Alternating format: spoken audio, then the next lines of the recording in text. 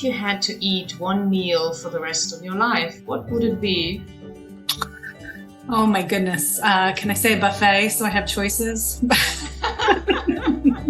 I see. If not, then I would say go with filet mignon. I like a good steak. Oh, so not something Italian or traditionally Italian?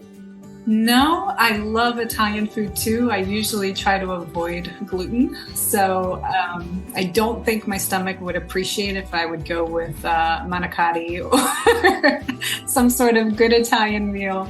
So that's why I figured we'll go the steak route. I always enjoy that. Yeah, especially if it's for life, right? Right, exactly. Although pretty much anything I'd get sick of very quickly. Yeah, there needs to be some variety, right? Mm-hmm. Definitely.